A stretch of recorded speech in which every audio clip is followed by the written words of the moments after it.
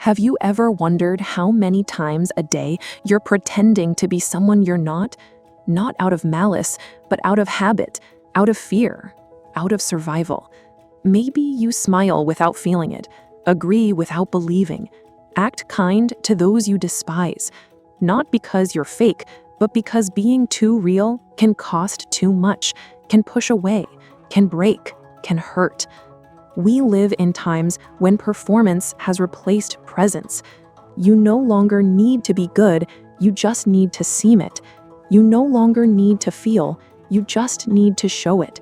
And each day, we drift a little further from ourselves, trapped in characters that everyone applauds, but that deep down, no one truly knows. Diogenes knew this. 2,000 years before Instagram, he already saw the performance behind goodness. And he had the audacity to ask, are you truly good or just trained to please? In this video, you'll step into a mirror without filters, not to judge yourself, but to see yourself, perhaps for the first time, without the weight of others' expectations. And when that happens, you'll realize that the freedom you've been seeking isn't out there. It's where you were afraid to look. Diogenes wasn't just a philosopher, but a living rupture against the comfort of appearances. While the thinkers of his time hid behind speeches and social etiquette, he chose to live exposed, literally, inhabiting a barrel, walking the streets with a lit lantern in broad daylight, claiming to search for an honest man. He didn't do this out of eccentricity, but out of lucidity. For him, most people didn't actually live. They just performed. And perhaps, even though you don't sleep in a barrel, you feel something of that same restlessness, a deep discomfort, hard to name, that appears in conversations where you agree without believing, in smiles you offer without feeling, in words you measure carefully so as not to cross the invisible line of social acceptance. We live in a world where seeming is safer than being, where kindness has become a survival mechanism and authenticity has become a strategic risk. Diogenes looked at all this with contempt. Not out of arrogance, but because he understood that any goodness that depends on the presence of an audience is merely performance. In this video, we won't idealize his rebellion, nor romanticize his misery. We'll use him as a mirror, not to judge what you've done with your life, but to ask, with courage, if you still recognize who you are when no one is watching. This is today's journey, to pierce through the veneer, abandon the roles, and discover what remains when all the acting ends.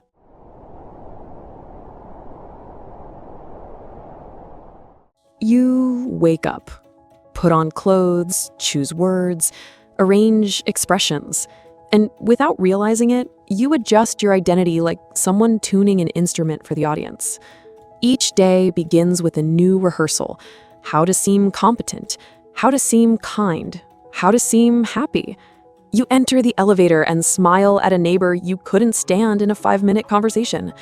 At work, you praise someone's project whom you secretly despise. On social media, you share causes you don't study, pain you don't feel, joy you didn't live. The most curious thing is that no one directly demands this. There's no contract, no director shouting orders, but there is fear that, yes, constant. Fear of being inadequate. Fear of seeming rude, fear of not living up to the idealized version they've created of you, and that you yourself feed every day. Think about how early this theater begins. A child comes home from school, bursting with the raw truth of their day. The teacher who was unfair, the friend who betrayed them, the confusion that sits heavy in their chest. But they learn quickly to read the room. They see their mother's tired eyes, their father's distracted nod, the unspoken message that some truths are too heavy for the adults around them. So they swallow it. They say fine when asked how their day was. They learn that certain emotions are inconvenient, that certain observations make grown-ups uncomfortable, that love sometimes comes with conditions, even if no one says so out loud. Picture Sarah, sitting in a conference room, nodding enthusiastically at her boss's proposal. Inside, every fiber of her being knows it's a terrible idea. She's seen the data, she understands the market, she knows this will fail. But she also knows that speaking up means being labeled as negative, not a team player, difficult to work with. So she smiles and says, "Great initiative, Mark. I think this could really work." Later, alone in the bathroom, she catches her reflection and for a moment doesn't recognize the person staring back. When did she become someone who lies so smoothly? When did her survival depend on silencing her own expertise? Or consider David at his family's Sunday dinner. His uncle launches into another political rant, spouting opinions that make David's stomach turn. Every instinct screams to speak up, to challenge, to present the facts he knows by heart. But he's learned that family peace is more valuable than family truth. So he chews his food slowly, nods occasionally, and changes the subject to something safe. Sports, weather, anything that won't shatter the fragile harmony they've all agreed to maintain. The cost of keeping everyone comfortable is his own suffocation.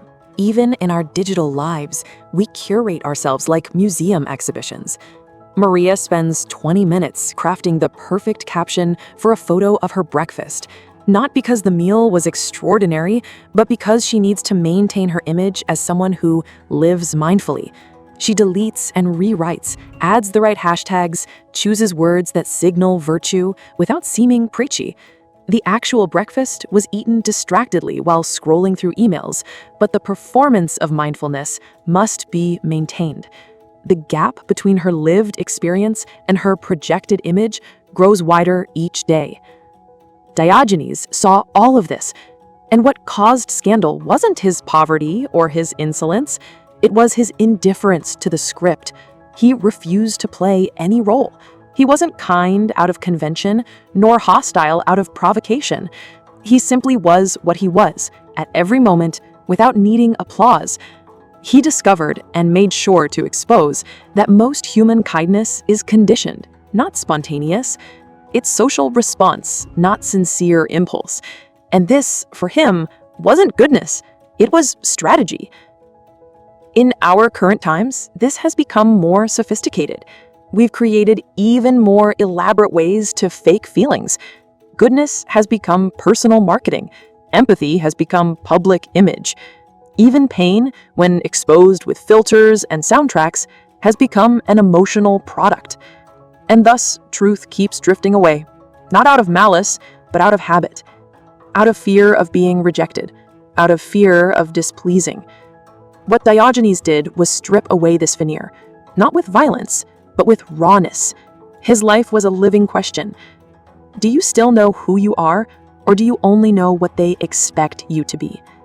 And if he appeared among us today, with his lantern, his contempt for conventions, his awkward courage, perhaps we wouldn't ignore him. Perhaps we'd report him, because his freedom is still dangerous, because his sincerity is still offensive, because his refusal to participate in the social lie is still, for many, unbearable. The stage continues. The theater has evolved, but the fear is the same. And perhaps Diogenes' greatest scandal is that he wasn't afraid.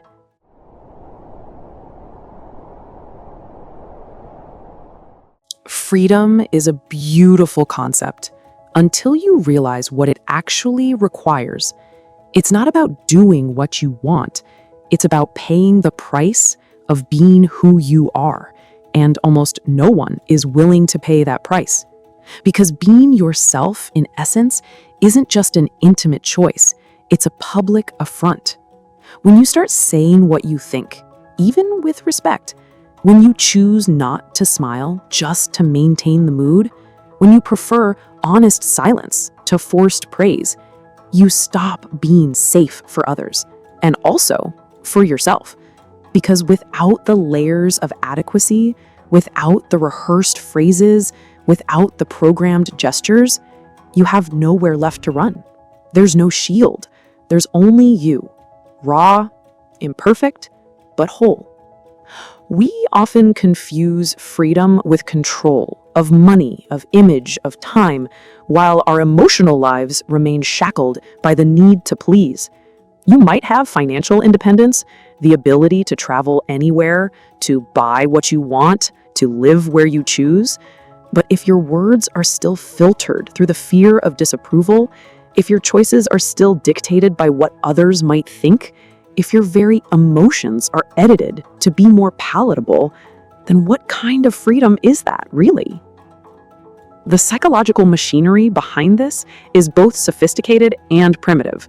From our earliest days, we learn that love and belonging are contingent on behavior, not explicitly.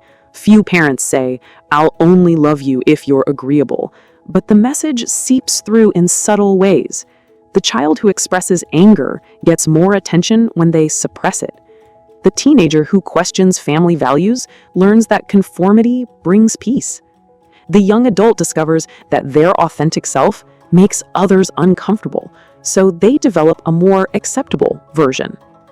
This conditioning runs so deep that most of us can't even identify our authentic preferences anymore.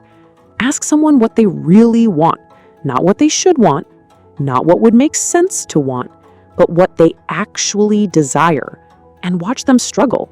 We've become so accustomed to asking, "What's expected of me?" that we've forgotten to ask, "What do I actually feel?" Consider the woman who spent 15 years in a career that slowly killed her soul because leaving would disappoint her parents, who sacrificed to pay for her education. Or the man who stays in a marriage that feels like a prison because divorce would shatter his family's image of him as the stable one. These aren't dramatic examples. They're the everyday casualties of choosing safety over truth. Diogenes understood this early. He preferred to be free rather than accepted. He preferred to be despised rather than domesticated. He preferred honest solitude to company that required him to diminish himself to fit. And this made him not just different, but unbearable to many. Because his presence was a living reminder of what others had abandoned, the integrity of being real. He wasn't admired. He was uncomfortable. Not because of his words, but because he lived something that others only pretended to uphold. The fear of rejection is perhaps our most primal terror. It reaches back to our evolutionary past when being cast out from the tribe meant death. But in our modern context, this ancient fear has become a prison. We're so terrified of being alone that we surround ourselves with people who don't actually know us. We're so afraid of conflict that we avoid any conversation that might reveal who we really are. We're so scared of judgment that we present only the most sanitized versions of ourselves. But here's what we rarely acknowledge. The people who would reject you for being authentic were never truly with you in the first place. They were with your performance, your mask, your carefully curated presentation. When that falls away, what remains are the relationships built on something more solid than convenience or comfort. And here lies the dilemma that crosses us every day, even if we don't realize it. The choice between freedom and approval. These are paths that, most of the time, don't walk together. Freedom charges the price of rejection. Approval demands the sacrifice of truth. And you must decide, with every gesture, which pain you're willing to carry. The pain of being faithful to yourself and perhaps walking more alone, or the pain of being accepted by everyone but losing yourself little by little. Most choose the second path and suffer in silence. They diminish their opinions, adjust their emotions, constantly edit themselves to be digestible, to be loved, to be useful. But there is a fatigue that comes with this, an invisible exhaustion which isn't physical, but existential. The feeling that you live surrounded by people, but no one really knows you, because you never showed yourself completely, because you never thought you could. Diogenes didn't want to be accepted. He didn't seek to be admired. He just wanted to be. And perhaps that's what bothers us most. Someone who dares to be authentic in a world where even the soul needs to go through curation. Perhaps that's why his name has survived for 2,000 years, because his presence continues to be a challenge, an uncomfortable mirror, an unbearable provocation for those who haven't yet decided between living as they are or continuing to be what others expect them to seem to be.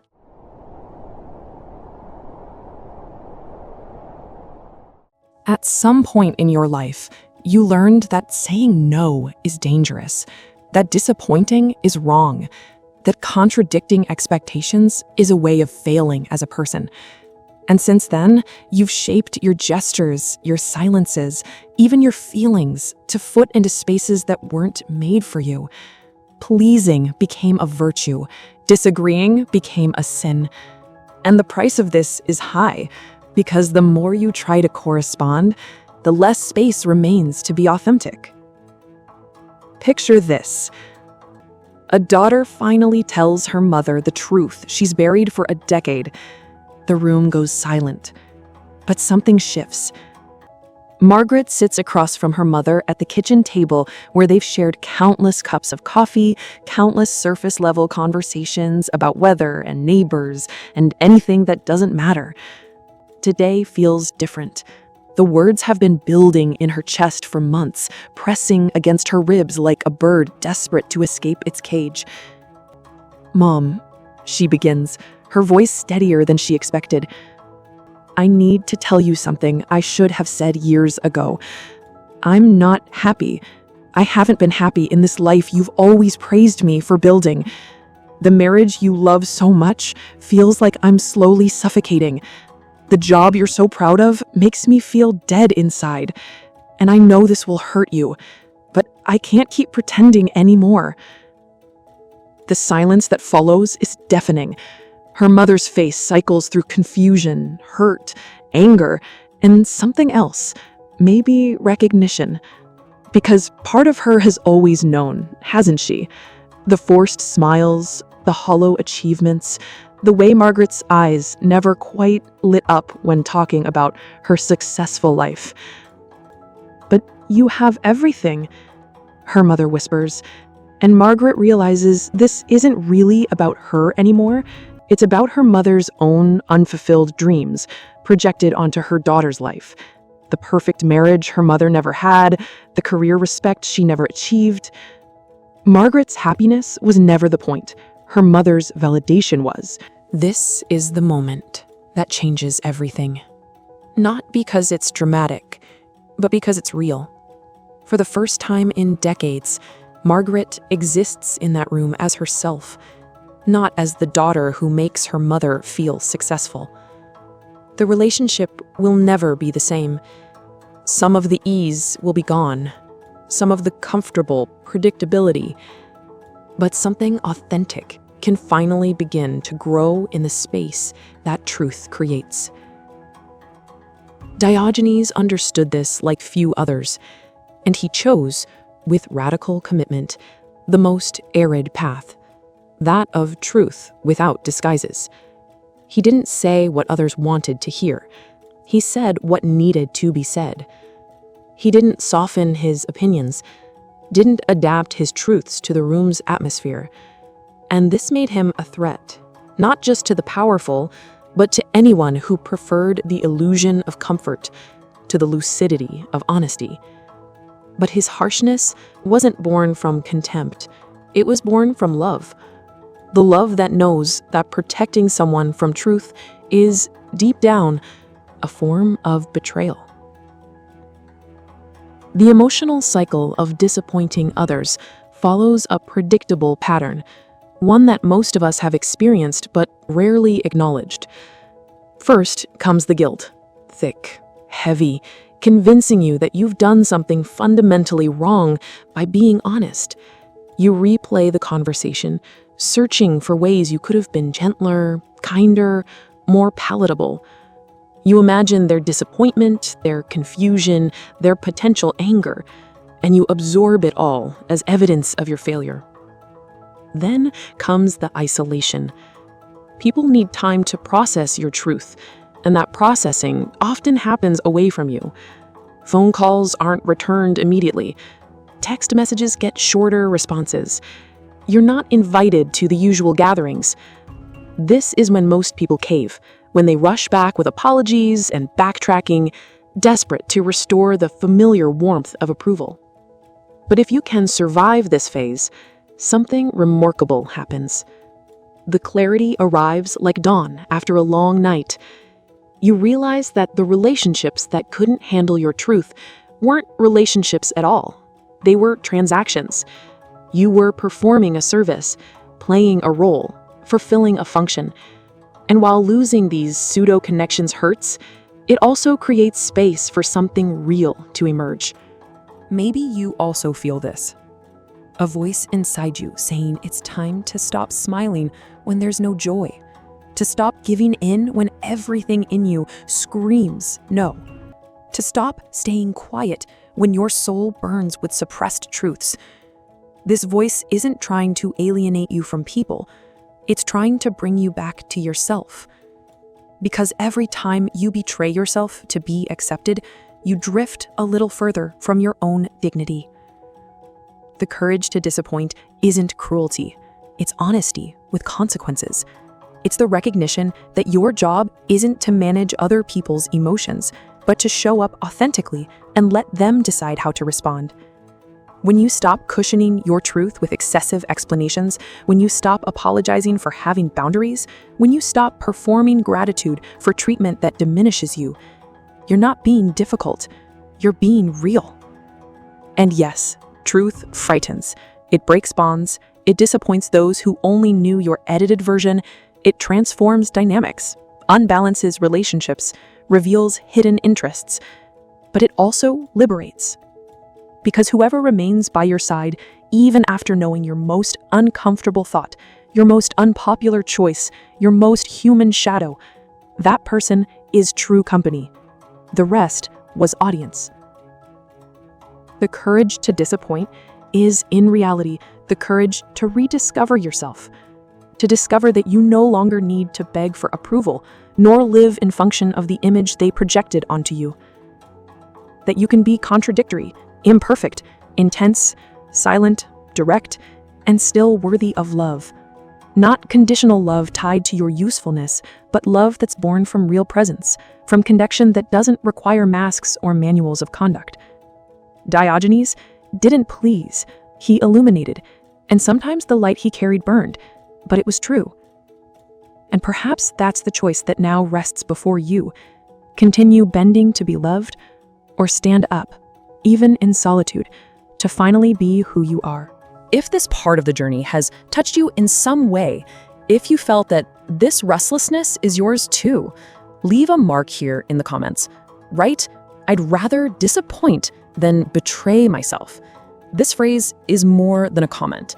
It's an act of presence, a silent gesture from someone who chooses to return to themselves, even if the world around asks for something else. And if you've made it this far, it's because something in you is already changing. So take advantage and subscribe to the channel. There's more ahead, much more. This is just the beginning of a series of encounters with parts of yourself that you may have forgotten, but that never stopped existing. And with each new video, we go deeper, together, at the right pace, at the right time. But there's no going back.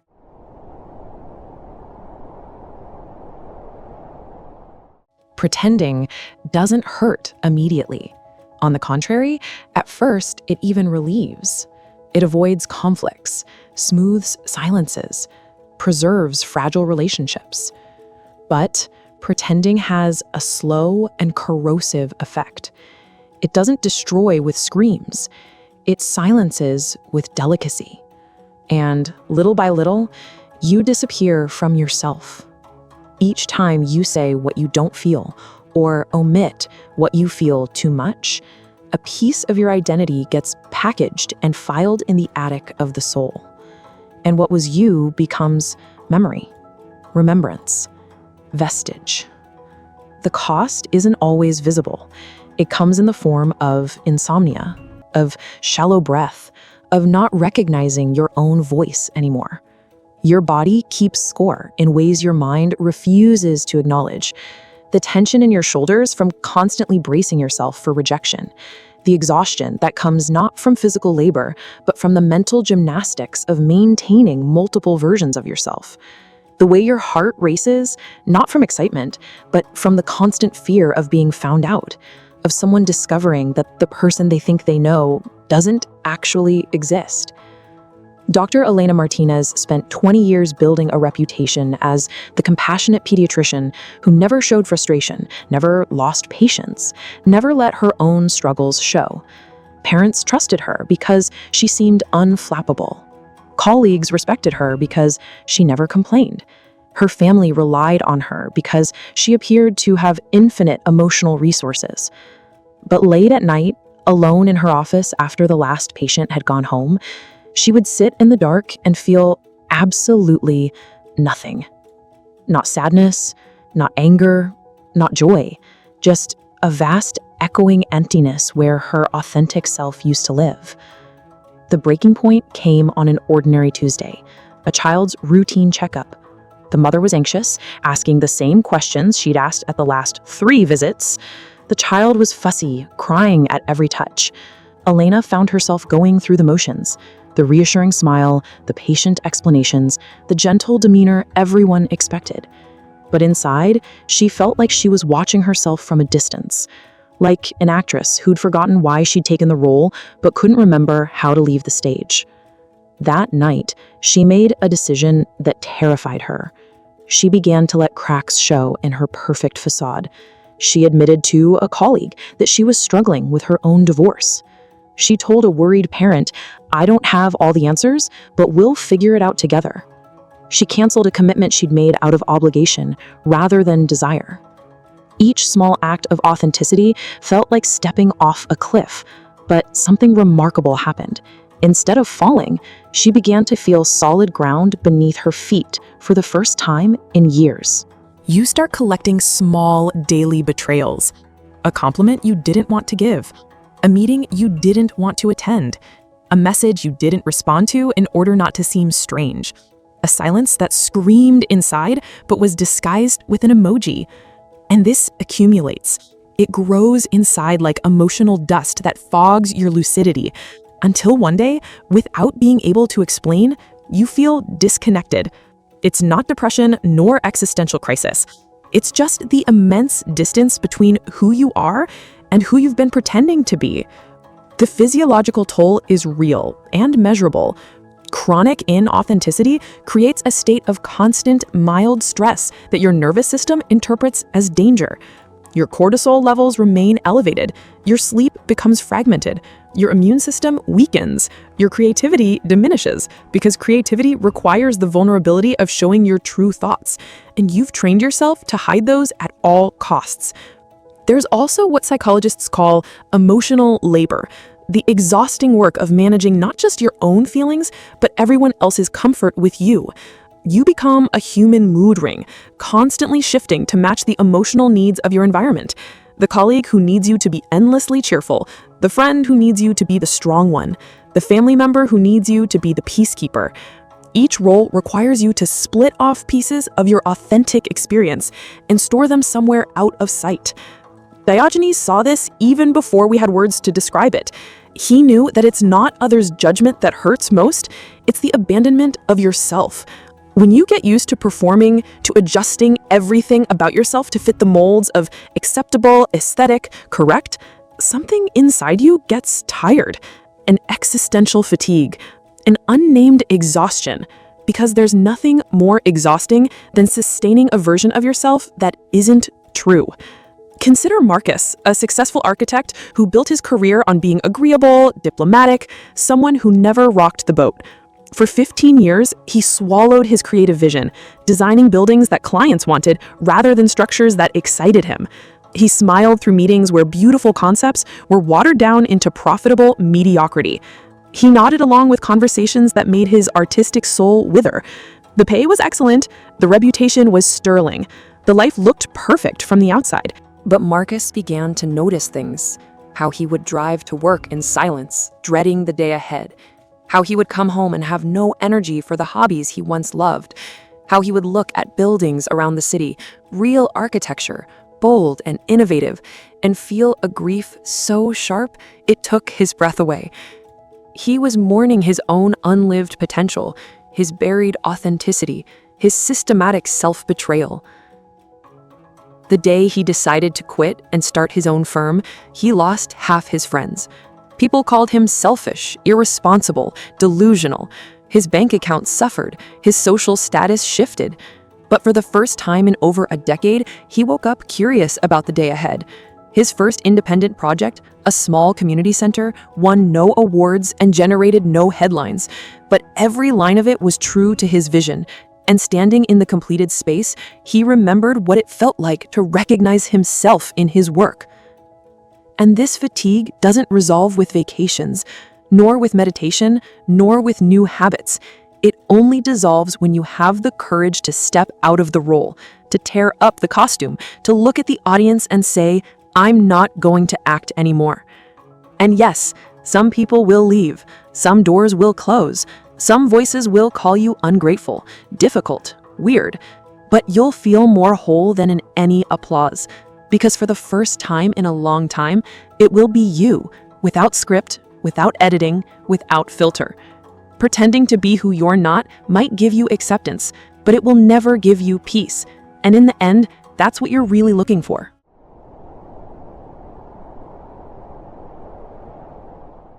Maybe you've never lived like Diogenes, never slept in a barrel, never spat on social rules, never shouted uncomfortable truths through the streets. But if you've made it this far, it's because something in him echoes inside you. Not in form, but in essence. Because behind the provocation, the rebellion, the apparent rudeness, there was a spark, an almost childlike desire, but absolutely sacred, to live for real, without disguises, without conditioning, without needing to seem anything other than what one is. To return to yourself is to return to something sacred. Not holy in the religious sense, but in the profoundly human sense. There's something almost ceremonial about the process of shedding the masks you've worn for so long, like an archaeologist carefully brushing away layers of sediment to reveal what was always there, waiting to be rediscovered. This spark still exists in you, even if muffled, even if forgotten. It appears in small refusals, in the desire to distance yourself when the environment pretends too much, in the feeling of emptiness after a social gathering where no one said what they really felt, in the subtle discomfort when hearing compliments that don't touch the soul. This discomfort is your soul trying to return. It's the silent call of your wholeness. And no matter how much you've learned to perform, it never stopped waiting for this reunion. Consider the ritual of solitude, not loneliness, but intentional aloneness. Sarah, the woman who nodded through corporate meetings for years, began spending every Saturday morning alone in a coffee shop across town where no one knew her, no phone calls to make, no image to maintain, no performance to deliver. Just her, a cup of coffee, and permission to exist without an audience.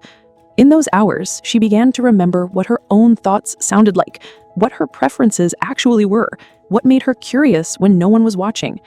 Or think about the ceremony of speaking one long-avoided truth. David, who swallowed his political opinions at family dinners, finally decided to have that conversation with his uncle, not with anger or superiority, but with simple honesty. Uncle Jim, I see this completely differently, and I'd like to share why.